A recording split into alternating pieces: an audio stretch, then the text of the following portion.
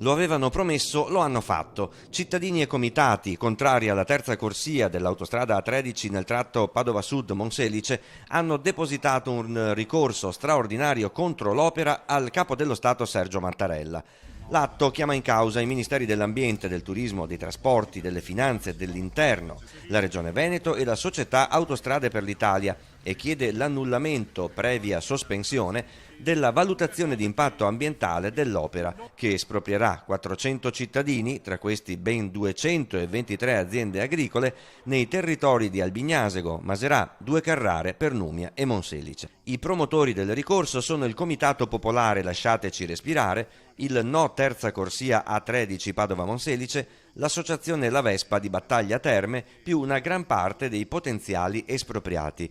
Il ricorso è stato redatto dall'avvocato Eva Vigato e dal professor Erasmo Venosi, docente all'Università Roma 3 e già componente della Commissione Trasporti del Ministero. L'allargamento della A13 costringerebbe alla chiusura, come detto, decine di aziende agricole, in particolare orticole e vitivinicole. Inoltre i comitati ritengono che l'opera sia inutile e dannosa, che peggiorerà le condizioni di salute dei residenti, aumenterà traffico, smog, consumo di suolo e rischio idrogeologico.